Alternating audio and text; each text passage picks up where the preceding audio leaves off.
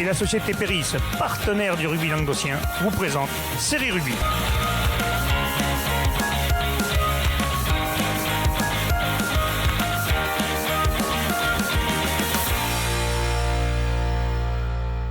Bonjour mesdames, messieurs, bienvenue à Série Rugby, votre émission sur le rugby amateur de la régionale à la fédérale. Avec mes serres chroniqueurs, salut Lolo. Bonjour Alain. Un canin. Ça va très bien. Ouais, t'as l'air. Ça va, Bubu? Ça va et toi? Chaud Eh demain. bien, écoute, ça va chaud demain. D'ailleurs, si quelqu'un veut nous offrir des clims, on leur en voudra pas. Pour l'année prochaine, c'est même partenaire. À la fin des émissions, parce que. Pascal de Canet, c'est puisqu'il a fêté une belle victoire ce week-end, la victoire de Canet sur Saint-Jean-d'Angély, 40 à 20. Ouais. Un match que vous pouvez voir et revoir sur Série Rugby, sur YouTube. On avait vraiment un très très beau match de Canet. Premier titre national pour une équipe Occitanie. Oui. Titre Et ils font le doublé, régional ils ont fait 3, le terroir et ça. ils font le terroir et le France. Canet qui a attaqué tambour battant avec un essai dès la 3e minute par leur ailier Nicolas Font après plusieurs temps de jeu et une percée de leur pilier Antonetti. On le voit là en bout de ligne. Magnifique. Il récupère. Après, ils ont enchaîné. Le Raka va avoir 2 occasions pour revenir au score par des pénalités qu'ils vont louper malheureusement. Et vers le quart d'heure de jeu, c'est le centre contour qui va se faire la malle au milieu de la défense et inscrire un essai tout seul de 50 mètres. Il va trouver la défense, on va le voir après cette touche. On va écarter un petit peu côté Canetois. Et en première main, voilà, hop, il est là. Hop, tu ne me vois plus, et puis c'est fini, crochet intérieur, et puis il va aller jusqu'au bout, il va tirer. Et on voit que le 8 va le choper, bien effectif, il n'a pas les cannes. Il va inscrire ce second essai. Le Raka va changer de buteur, ils vont recoller un petit peu au score par 2 pénalités. Mais c'est Castagni qui va marquer, c'est Bertrand non, qui va marquer un essai là juste à la reprise, ils vont faire à la deuxième mi-temps comme la première, ils vont attaquer tambour battant avec un essai dès la reprise, on va le voir là, au ras du ruck. Il va passer, clac, c'est fini, la fin du facteur, vous l'avez vu, vous le verrez plus, ou sinon ce sera derrière la ligne. Voilà. Et ils vont vraiment éteindre les espoirs des joueurs du Raka, qui vont avoir un barreau d'honneur, qui vont remarquer 2 essais, donc un essai de pénalité et un dernier essai à la fin. Mais bon, Canedod n'aura pas vraiment été inquiété sur cette finale. Ils auront maîtrisé du début à la fin. Ils vont soulever ce 2e titre de champion de France. Plus de 30 ans après le premier. Voilà, plus de 30 ans après le premier. Vraiment, on était très contents pour notre serial chroniqueur et ami Walter qui se bat comme un beau diable depuis qu'il a remonté le club. Et c'est une belle. C'est chouette. L'année dernière, ils avaient fait champion d'Occitanie et vice-champion de France. Cette année, ils font champion des terroirs et champion de France, donc c'est pas mal quand même. Ouais, là, sur le cursus, c'est joli. C'est vrai que surtout que Wally, il n'avait peut-être pas eu la chance de vivre ça en tant que joueur, puisque quand il était avec nous sur Vendre, malheureusement, il n'a pas fait partie des générations qui ont matché au niveau de France. Et c'est vrai que quand tu es président investi comme il est, quoi, c'est que. Ça me rappelle un président investi. Je vois de qui tu veux dire, il était autostoppeur aussi. Il en a fait, lui. En plus, il a relancé le club, il a pris le Covid dans les dents. Puis en plus, il a fallu reconstruire après quand même le titre perdu l'année dernière en finale. Oui, parce avec une grosse équipe, parce que l'année dernière, il y avait quelques joueurs qui ont arrêté. Des joueurs qui ont arrêté, les entraîneurs qui ont changé. Et je pense que quelques larmes ont dû couler de ses yeux quand même. Pas mal. Franchement, dimanche, on a été très bien reçus chez nos amis de Villeneuve-sur-Lot. Un match dans un excellent état d'esprit dans les tribunes et les 2 équipes, il n'y a rien à dire. On notera malheureusement, j'ai envie de dire, encore une fois, la première fois c'était pas trop grave, c'était les 10 ans de série rugby, bon, ça fout un peu, mais encore une fois, les instances ont brillé par leur absence. Personne de la Ligue, personne du comité départemental de l'Aude pour représenter un titre champion de France, le premier des régionales. C'est étonnant d'ailleurs, c'est étonnant que connaissant Pancho, c'est étonnant de sa part qu'il fait là. Par contre, c'est inadmissible. Qu'au niveau de la Ligue, on n'ait pas eu au moins un représentant pour remettre le bouclier. Ça la fout mal quand même. Les médailles ont été remises aux joueurs par le maire de Canet et l'élu. Franchement, messieurs, là, vous n'avez pas brillé. La présidente du département de l'Aude. Je suis désolé, mais les gars, là, c'est pas bien. Franchement, c'est pas respecter vos clubs, ça. C'est pour un premier bouclier national. Voilà. Ce week-end, il n'y en avait qu'un. Il y en avait 2. Il y avait le top 14. Donc, bon. Ah, ben oui, il était au top 14. Il y avait le top 14. Le top 14 le top 14 se jouait samedi au Stade de France en soirée.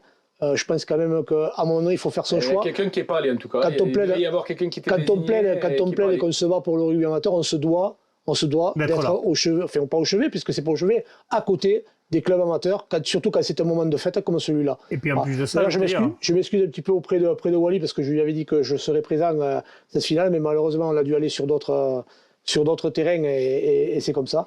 Voilà, donc, moi, j'ai même pas pu y aller. Ouais. J'ai même pas pu y aller, je devais la faire au départ, et je me suis retrouvé à faire le con platine, mais bon, je me suis régalé quand même, c'est une bonne bringue.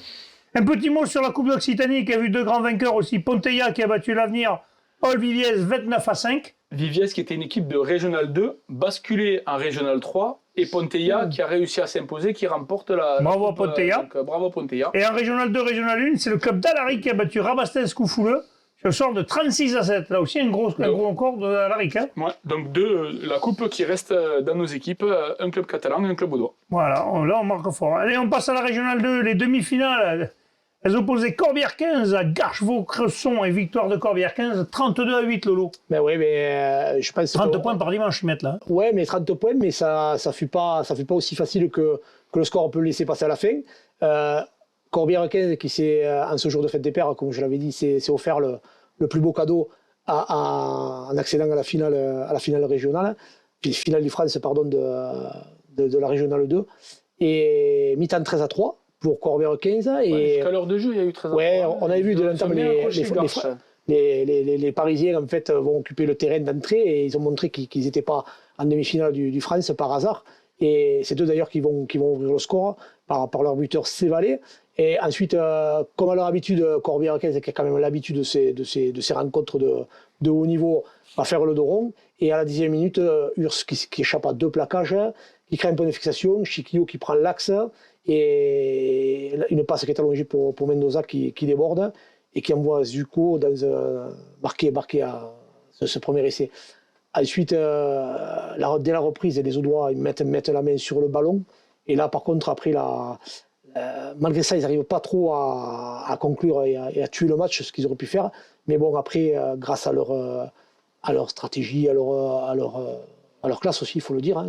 C'est un effectif taillé pour... Voilà, et puis au-delà de... C'était taillé pour y être et voilà, de toute façon, c'était l'objectif, pas annoncé, parce qu'on sait que les entraîneurs sont quand même humbles et que cette équipe, de manière générale, fait preuve d'humilité et d'application et respecte son adversaire, parce que quand on passe autant de points qu'on a passé en phase finale, c'est qu'on respecte son adversaire.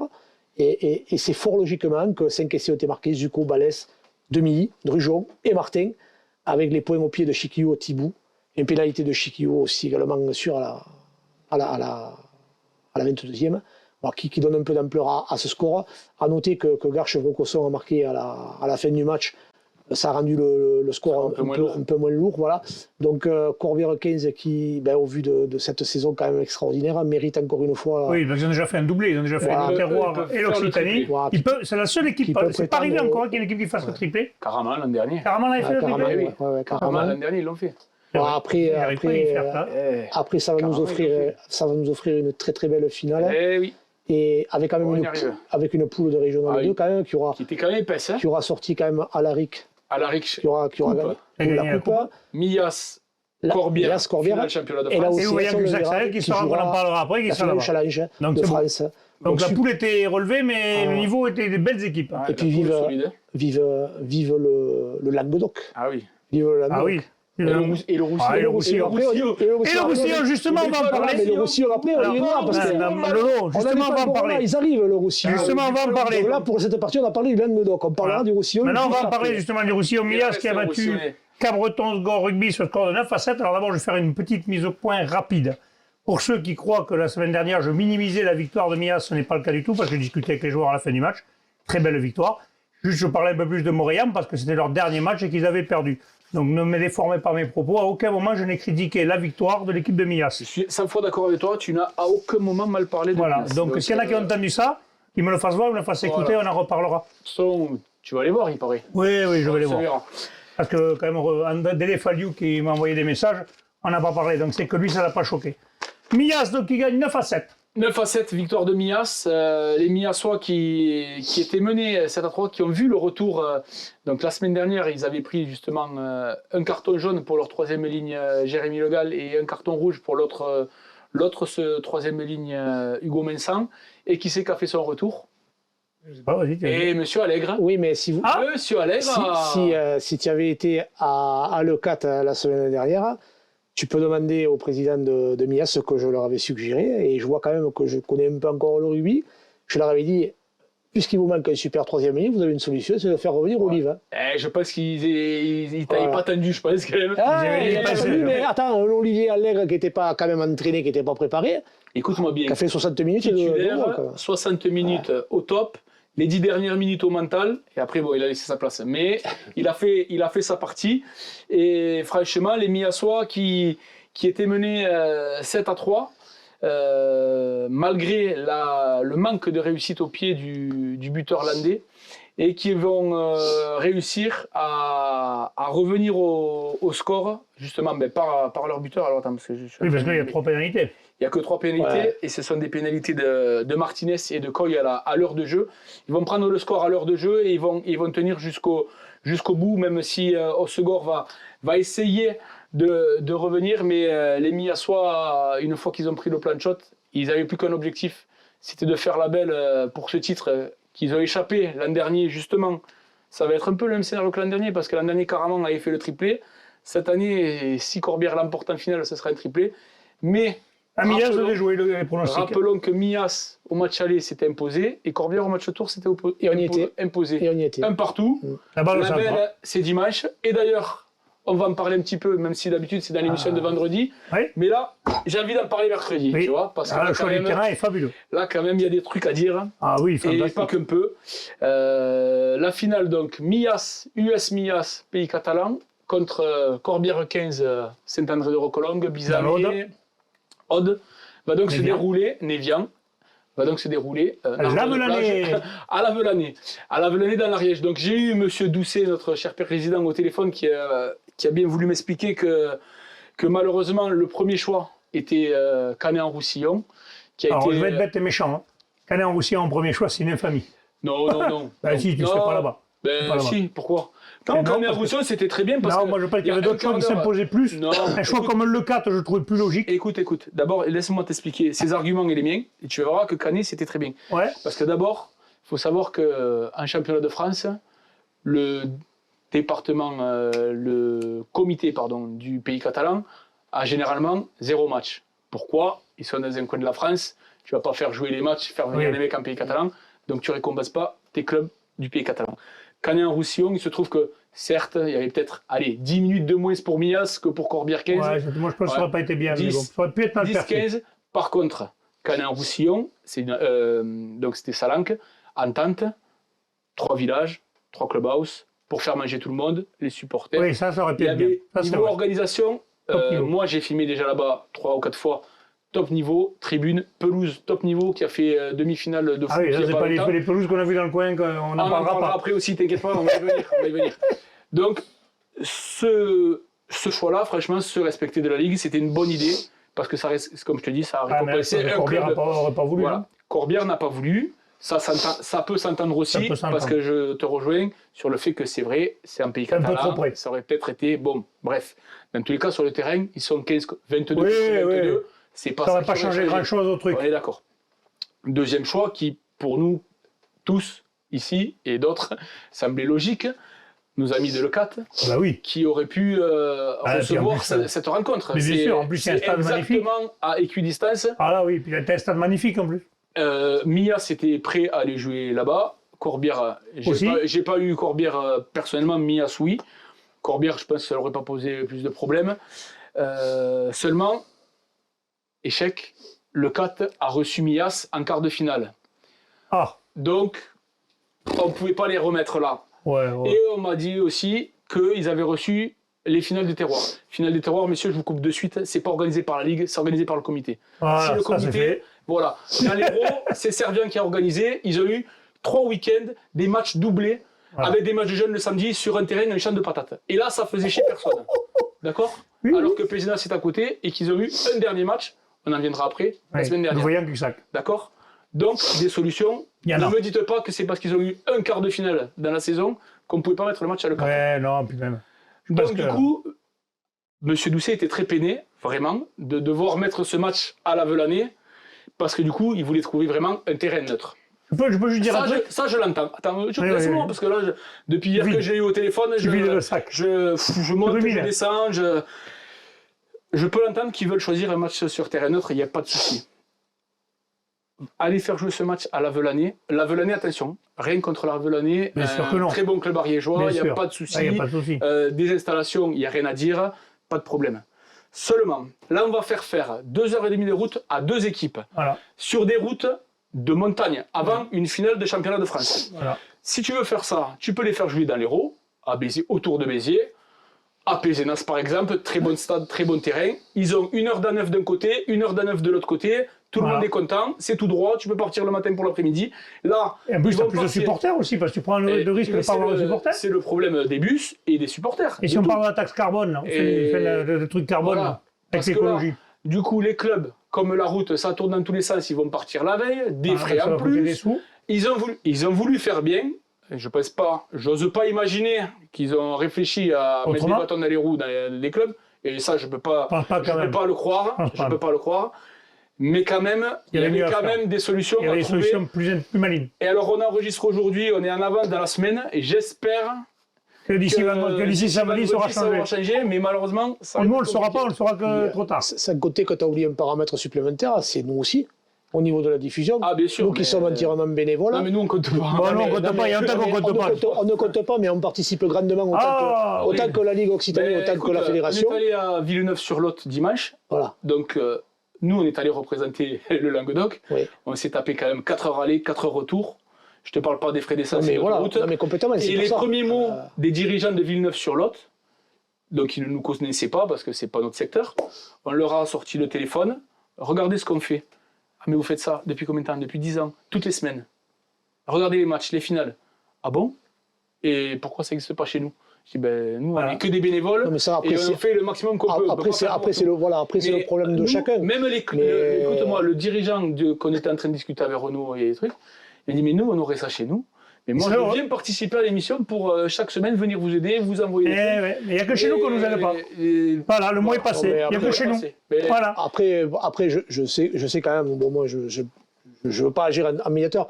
Je sais quand même qu'on a quand même un président qui sait quand il faut le faire réfléchir. Ah oui, mais après, il m'a appelé hier pour m'expliquer sa démarche et je l'en remercie encore. Je pense que d'ici la fin de la semaine, les choses peuvent changer. C'est ce que j'espère. Rien n'est figé. Et pour la bonne marche, je pense de. Après, je vais vous dire un truc.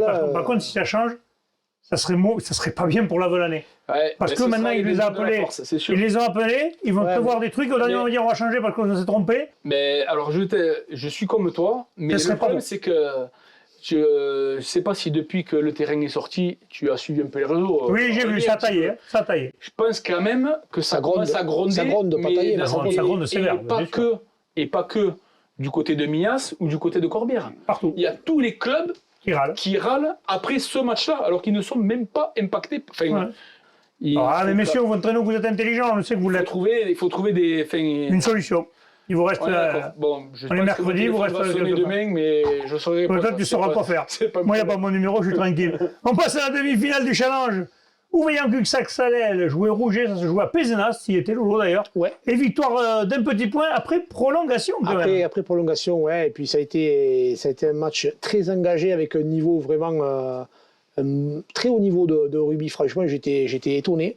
Parce que quand on voit que c'est une demi-finale du Challenge de France, sans vouloir le dénigrer, on voit 2 équipes qui l'ont joué à 200%, voire à 300%, avec une équipe du RC Rougier étonnante, parce qu'on les attendait sur la dimension physique, et on a vu qu'ils étaient fort capables de faire autre chose.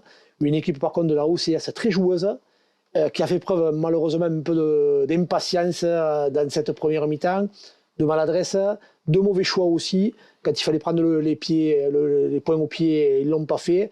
Et on a logiquement tourné sur un score de 3 partout à la mi-temps. En deuxième mi-temps, ça s'est enflammé. Et on s'est rendu coup pour coup.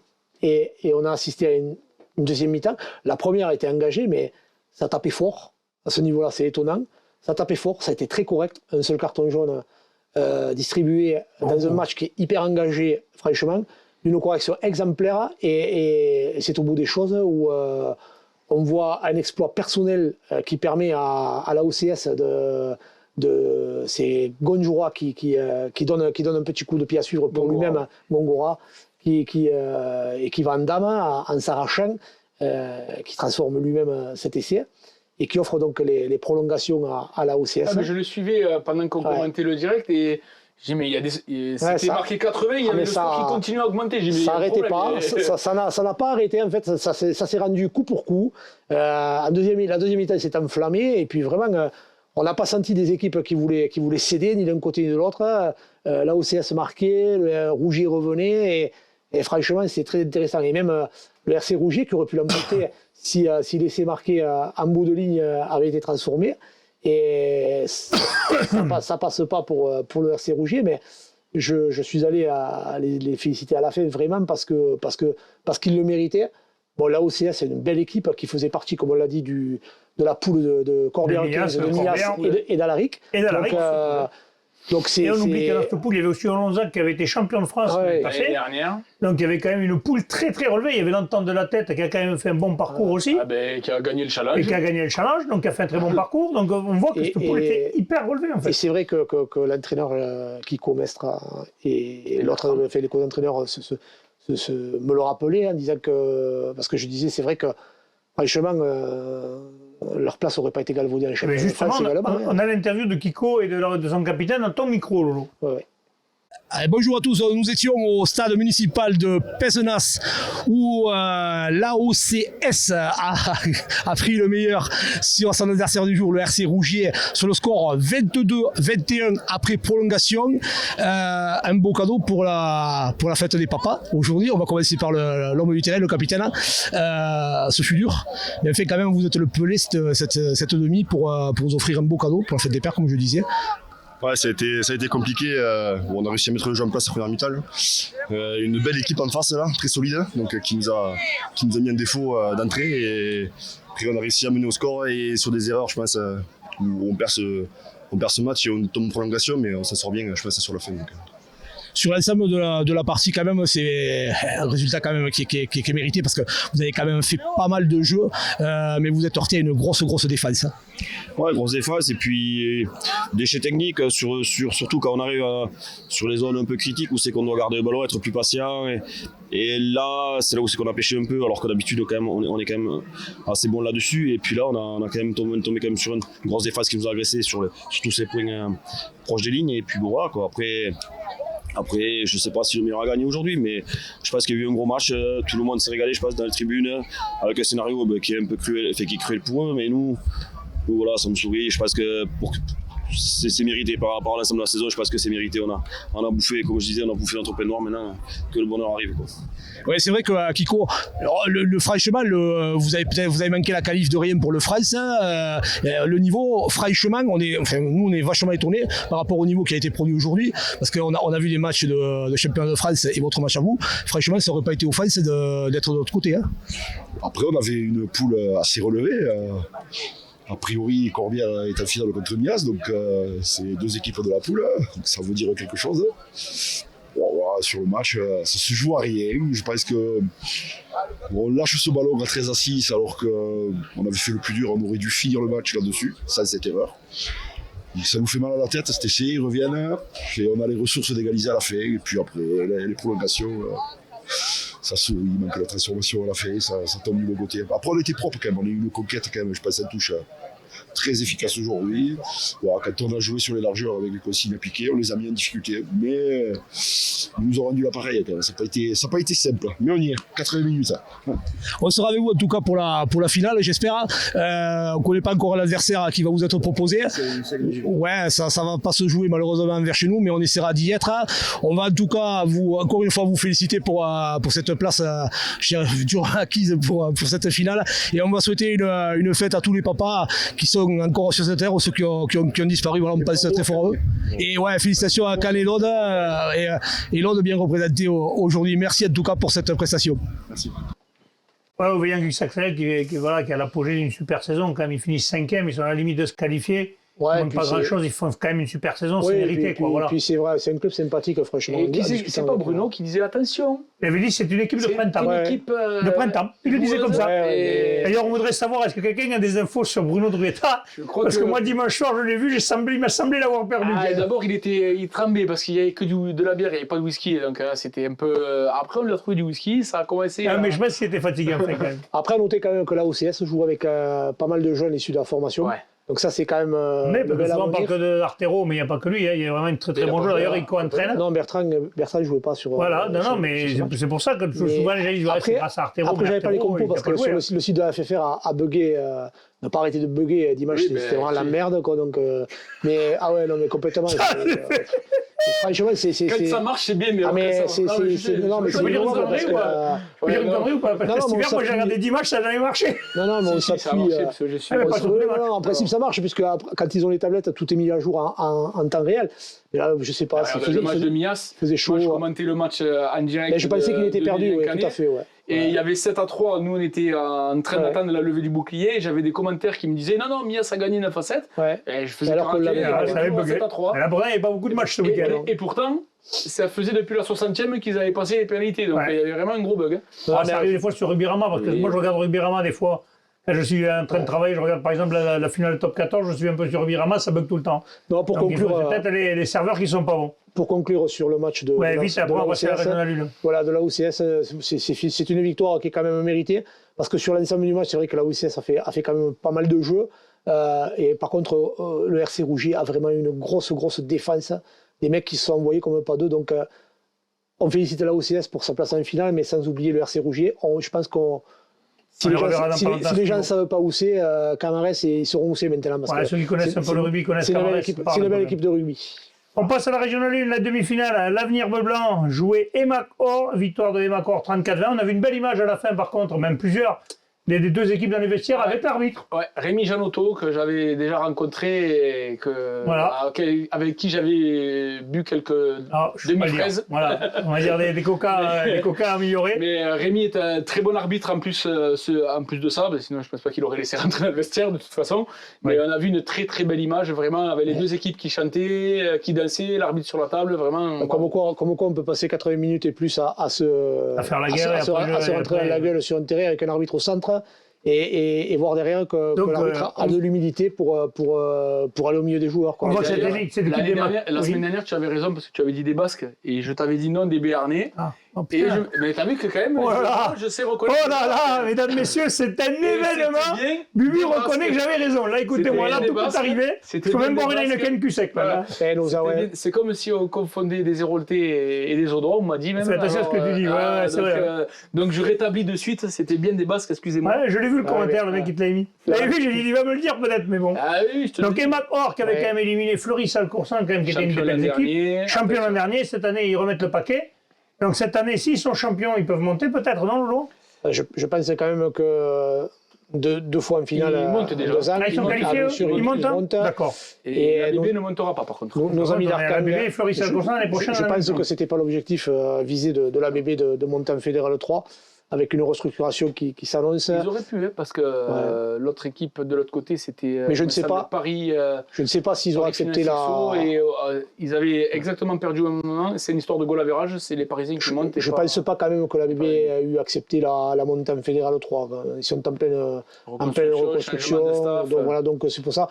Et nos amis d'Arcang qui une nouvelle fois se sont offert une place en finale avec un match après en fait jusqu'à 20 minutes de la fin. Puisque la mi-temps a été sifflée sur le score de 15-13 pour Arcang. Ça a été dur. Beaucoup de monde. Deux essais de l'arrière pull de Jean Gabriel qui commence à l'habitude. Qui a mis 2 belles flèches apparemment. Qui a des cannes. Et je pense que les 20 dernières minutes ont été fatales pour les Héroltais. Qui seront peut-être plus fatigués ou peut-être des Basques plus en jambes. Bon, c'est pas un banc peut-être plus dense, on le saura jamais. En tout cas, la chose qu'il faut signaler, c'est que la BB15 a fait une saison extraordinaire. Ouais. Voilà, il n'était pas attendu en demi-finale. Un bouclier du terroir. Non, un bouclier du terroir. Et puis, c'est bien aussi pour les entraîneurs qui quittent le club de terminer quand même sur une demi-finale de championnat de France, avec un groupe qui va être remanié, puisqu'on le sait déjà, certains joueurs quitteront le club la saison prochaine, les 2 entraîneurs également. Donc franchement, on a pu voir la B aussi, qui a perdu un match de la saison, 2 matchs avec bien sûr l'élimination. Donc 2 fois en demi. Ouais. 2 fois en demi-finale. Donc que dire pour ce club? On aurait préféré que ce soit l'Avenir Bleu et Blanc qui ait une finale, parce que au-delà d'être des Occitans, ils sont aussi des Héroltais. Et c'était un club qui m'échait aussi pour y avoir passé, pour y avoir passé une saison, d'y avoir gardé de bonnes amitiés. Mais bon, Arkang quand même aura montré quand même que on n'est pas par hasard 2 fois, 2 ans de suite en finale. Ils tomberont contre une autre équipe occitane, contre Vicam Bigorre. Vicam Bigorre, donc l'Occitanie a encore une chance d'être champion de France. Oui, mais en fait, l'Occitanie, c'est un bien grand mot. Parce que si, c'est l'Occitanie. On pourra presque dire que Vicam Bigorre et Arkang, ça peut être presque une derby. Je ne sais pas où ça va se jouer, mais... Ce sera vraiment sur le... J'ai pas regardé. J'étais déjà occupé. Est-ce que ça se joue pas à Bédarieux? On ne sait jamais. Des fois qu'ils ont voulu faire un truc sympa, comme ils se trompent un peu sur les... des matchs, est-ce que ça se jouerait pas à Bédarieux quand même? En tout cas, en régional 1, le Sud-Ouest sera quand même grandement représenté, avec 2 finalistes du Sud-Ouest. Qu'on soit occitan ou qu'on soit basque, c'est quand même le Sud-Ouest. C'est une belle région. Allez, parfait. On passe à la demi-finale de France du Challenge. Moguio-Carnon jouait le stade Saint-Séverin, je vais y arriver. Victoire de Moguio-Carnon 29-19. Cette équipe de Moguio, c'est pareil. Une saison magnifique. On les attendait pas à ce niveau, et à l'arrivée. Une équipe jeune, fraîchement, ils ont qu'un vieux, Yvan, quoi, ils le disent. Qui a mis du feu de partout, qui avait pris les devants avec un essai de Balme dès la 8e minute de jeu, puis un essai de Vielle à la 20e et Aurillac à la 35e, 19-0 à la mi-temps. C'était chaud à la mi-temps quand même. 19-0 à la mi-temps. C'est beaucoup quand même. Ouais. Et puis après, en deuxième période, ils n'ont pas eu de réussite au pied apparemment, d'après ce que m'a dit Yvan. 2 pénalités sur le poteau, donc le score aurait pu être plus large. Vraiment une grosse partie du centre, Henri Lebeau, qui a défendu apparemment âprement, qui a bien marqué ses adversaires, et Dorian Brial, le numéro 8, qui a toujours été dans l'avancée, donc une grosse partie de... À noter quand même que Saint-Séverin a joué à 14 quand même, dès la 30e minute. Ils ont eu un carton rouge parce que Moguio n'avait pas besoin de ça, mais ça n'a pas dû aider à 14 contre 15, tu gagnes rarement. Hein. C'est compliqué à ce niveau-là de la compétition. Les équipes qui sont à 15, en général, arrivent à aller au bout. Eh bien, messieurs, je vous remercie. Ce sera le mot de la fin. On va se retrouver... Juste avant de finir, juste quand même, pour revenir sur le match d'Arkang, quand même, à noter les points au pied de Bencono. On n'en a pas parlé quand même. Pour être champion, il faut un grand buteur. Et je pense par contre, il n'a pas loupé. Ouais, et je pense que lui, en l'occurrence, a fait quasiment, à différence sans faute, avait, je crois, 26 points au pied sur une demi-finale du championnat de France. Ouais, c'est pas mal. Monsieur Bencono, félicitations. Bravo. Allez, merci, c'est le mot de la fin, messieurs. On se retrouve vendredi pour les matchs à venir, les finales. Transpirez bien sur tous les terrains. Très bien.